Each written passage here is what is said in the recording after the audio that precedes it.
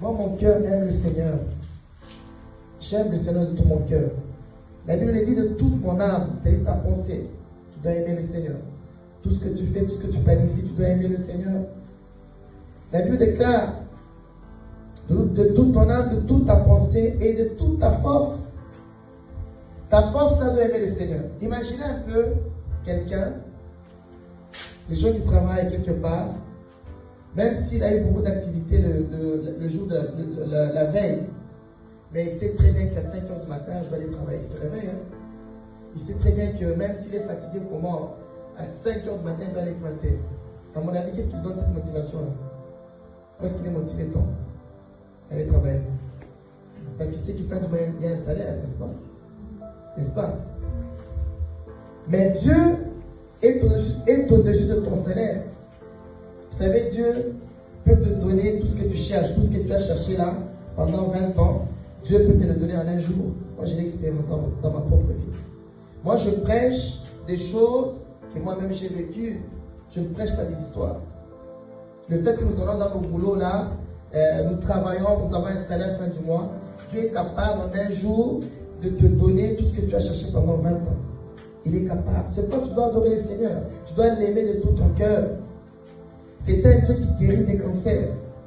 C'est un Dieu qui guérit des maladies incurables. Là, les médecins te disent que non, toi, vraiment, pour toi, c'est fini, là, c'est fini. Toi, les médecins peuvent te dire, toi, tu vas attendre 5 jours, tu vas décéder.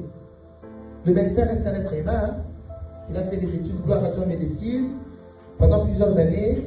Le Seigneur l'utilise pour soigner des gens, gloire à Dieu. Mais un médecin reste un humain. Alléluia. Le médecin qui te dit que dans 5 jours, tu vas mourir, mais Dieu est capable de te guérir de cette maladie. Alléluia. Rien n'est impossible à Dieu. Dieu guérit des cancers, même du type généralisé. Parce que Dieu, c'est un Dieu des miracles. Il dit dans sa parole que si tu crois, tu verras la gloire de Dieu. C'est pourquoi tu dois adorer le Seigneur. Tu dois l'aimer de tout ton cœur, de toute ta force. Bien aimé, moi-même, je suis fatigué comment? Quand il s'agit d'adorer le Seigneur, quand il s'agit de prêcher la parole de Dieu, j'ai toujours la force, la motivation. Parce que cette force me vient de Dieu. Alléluia. Nous devons aimer le Seigneur. Nous devons l'adorer pour ce qu'il est, pour ce qu'il fait pour nous. Le louer pour ce qu'il fait pour nous. Seigneur, je te remercie pour la vie de ma femme. Je te remercie pour la vie de mes enfants. Je loue le Seigneur pour ce qu'il fait pour moi. C'est ça la louange quand je loue le Seigneur. Et l'adoration, c'est adorer Dieu pour ce qu'il est. Tu es merveilleux, tu as créé l'univers. Tu as créé le ciel et la terre. Nous n'existons que par ta gloire. On est en train, n'est-ce pas, de rendre gloire au Seigneur. Alléluia. Voilà, ça c'était qu'une parenthèse pour montrer l'importance d'adorer le Seigneur. Aujourd'hui, le Seigneur m'a mis à cœur de vous parler sur l'humilité. Le thème de mon message, vous pouvez noter, ceux qui écrivent, le thème de mon message aujourd'hui, c'est choisir l'humilité. Choisir l'humilité. Je vais regarder l'heure, je ne vais pas. Voilà. Choisir l'humilité. Alléluia. Est-ce que tu peux dire à ton frère à gauche, à droite? Tu lui dis, choisis l'humilité. Alléluia. Choisis l'humilité. Vous savez, c'est un choix. Et le Seigneur nous demande ce matin de choisir l'humilité. Alors nous allons lire dans Philippiens, chapitre 2, verset 3. Philippiens, chapitre 2, le verset 3. Philippiens, c'est toujours dans le Nouveau Testament, vers la fin. Philippiens, regardez dans la table de matière, hein.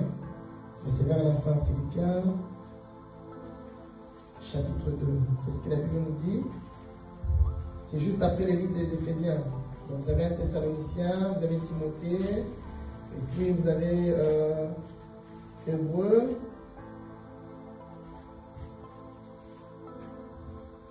Philippiens. Nous soit dans le Seigneur. Voilà, c'est juste avant Colossiens. On retrouve Philippiens. Et on va lire chapitre 2, le verset 3. Je lis au nom de Jésus-Christ. Ne faites rien par rivalité ou par vaine gloire, mais dans l'humilité, estimez les autres supérieurs à vous-même. Mais dans l'humilité, estimez les autres supérieurs à vous-même. Choisir l'humilité. Choisir l'humilité. C'est quoi l'humilité? L'humilité, c'est le caractère de ce qui est modeste. Alléluia. Peu important, mais sans prestige. C'est ça l'humilité. Le caractère de ce qui est modeste, peu important et sans prestige. Quelqu'un qui t'approche parce qu'il voit quelque chose qui peut te confier à l'avenir, mais il est en train de te tester pour voir ta réaction. Malheureusement, qu'est-ce qui se passe? La personne, au lieu de rester humble, parce qu'on accorde beaucoup de crédits, on commence à devenir orgueilleux. Donc, quelqu'un t'accorde plus de crédits, il a mal fait. Hein? Parce qu'on t'accorde plus de crédits, on a mal fait. On commence à devenir orgueilleux. On t'enseigne des choses. Toi, tu penses connaître plus ton professeur. Bien aimé, tu ne seras jamais plus que ton professeur. Alléluia. Tu ne dépasseras jamais ton maître. Donc, soyez humble. Et vous allez voir des gens comme ça, ils ont complètement raté les opportunités qu'ils avaient dans la vie à cause de leur cœur. Et aujourd'hui, on regrette. Bien aimé, les années passent. Je vous assure. Peut-être que vous avez une vingtaine d'années, vous croyez que vous avez largement le temps. Bien aimé, les années passent. Ça passe. Il n'y a pas longtemps, on était en 2002. Aujourd'hui, on est en 2023. Bien aimé, ça passe.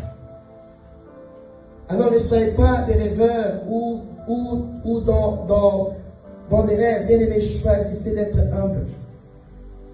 L'humilité précède la gloire. Proverbe chapitre 13, 15, verset 33. Proverbe 15. Proverbe dans l'Ancien Testament. Maintenant, cette fois-ci, après le livre de Psaume, Proverbe chapitre 15, verset 33. Écoutez ce que la Bible nous dit. Proverbe 15.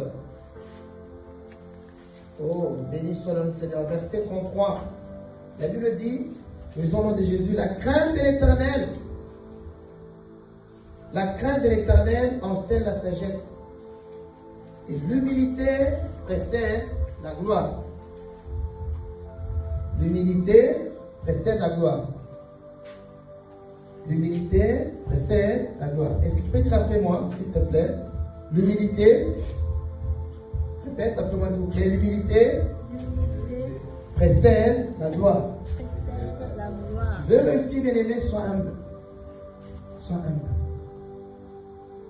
Si tu es humble, même dans l'entreprise où tu travailles, si ton manager constate que toi, tu es une personne humble, ça veut dire une personne qui accepte les remarques. Une personne qui ne se fâche pas quand tu lui fais des remarques. Une personne qui reste quand même agréable quand on lui fait des remarques.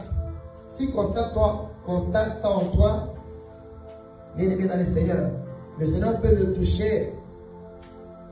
Le chef ou le responsable, un jour de te propulser dans la tâche où tu aimerais être, ou dans le poste où tu aimerais occuper. Mais si et seulement si tu restes humble. Choisissez d'être humble. En fait, l'humilité et l'orgueil, ce sont des sentiments qui se passent à l'intérieur d'une personne. Que tu sois orgueilleux, que tu sois humble, ce sont des sentiments qui se passent à l'intérieur de toi. N'est-ce pas?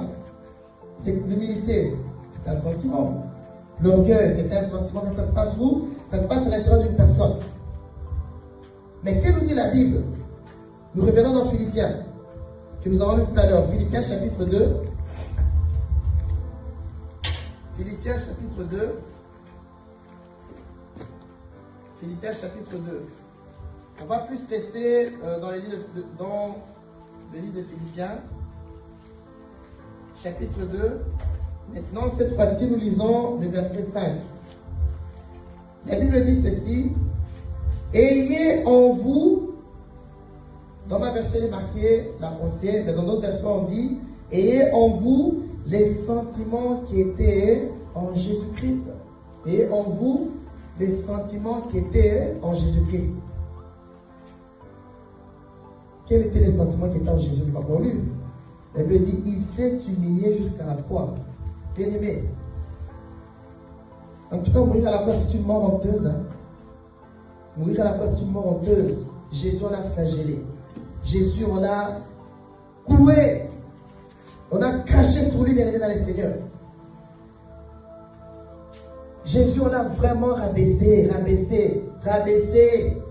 Mais il a fait ça pour qui? Pour toi et moi. Aujourd'hui, si nous sommes en train de prêcher la parole de Dieu, c'est parce que Jésus est mort pour nous à la croix. Jésus est ressuscité, qui nous a donné le Saint-Esprit, parce que nous avons cru en son nom, nous l'avons accepté comme Seigneur et Sauveur.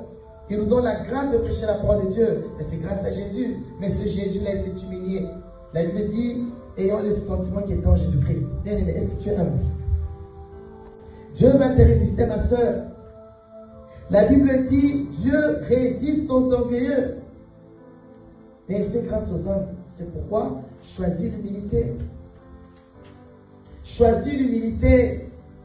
Que ça ne s'arrête pas ici, même dans ta maison, même dans ton quartier. Choisis l'humilité. Même si tu es un joueur de foot et que tu es un excellent joueur, bien aimé, choisis l'humilité. Ne te mets pas dans ta tête que non, si je ne suis pas là, ils ne vont pas venir parce que je ne suis pas là. Ou si je ne suis pas là, l'entreprise ne fonctionnera pas parce que moi je ne suis pas là. Toi, tu es libre. Alléluia. Bien aimé, choisis d'être humble. Alléluia. Choisis d'être humble. On n'est pas indispensable. Nous sommes ce que nous sommes par la grâce de Dieu. Et si tu es un orgueilleux, le Seigneur va te résister.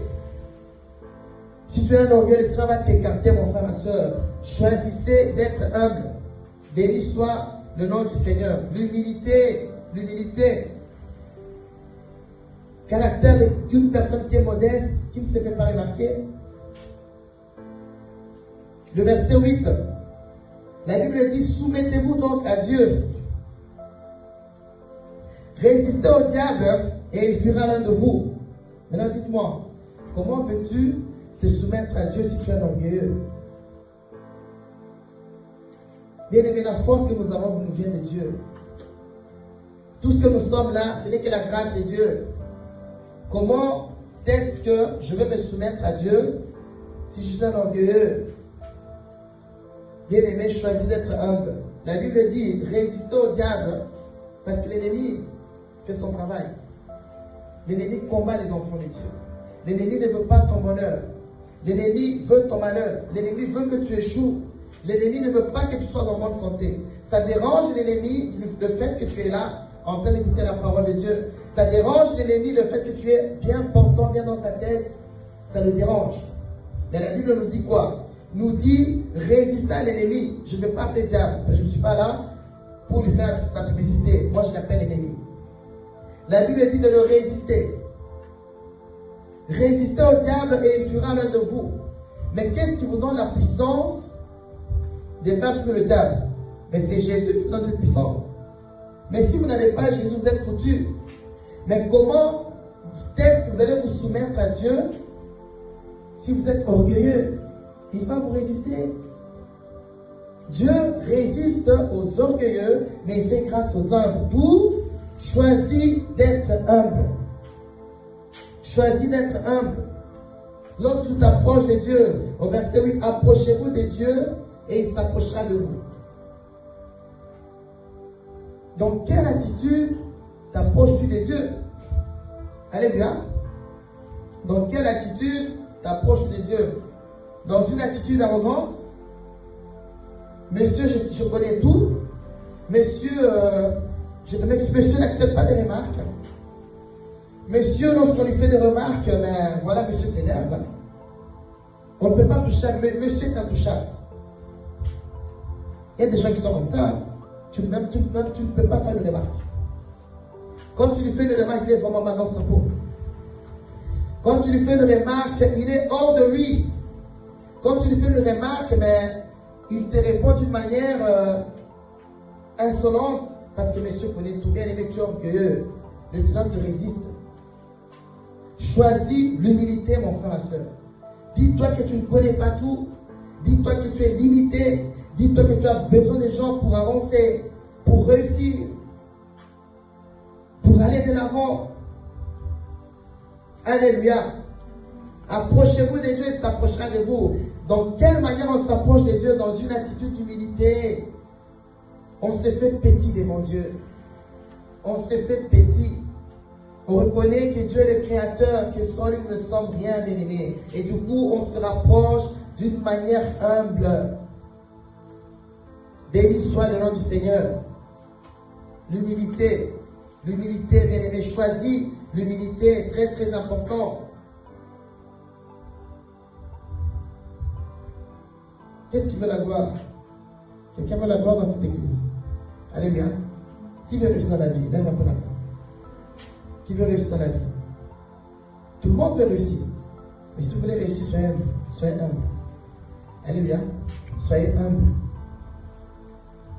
Vous voulez réussir dans la vie, soyez humble. Choisissez l'humilité. Choisissez l'humilité. L'humilité ouvrira des faveurs dans ta vie. L'humilité, par l'humilité, le Seigneur va provoquer beaucoup d'opportunités dans la vie. Et dans la vie, il y a des opportunités qu'on ne rate pas. Il y a des opportunités qu'il faut saisir. Vous savez, il y a des opportunités qui ne viennent qu'une seule fois dans la vie. Une fois que tu as loupé, c'est fini. Mais combien de gens ont raté des opportunités dans la vie à cause de l'orgueil? Ils ont raté.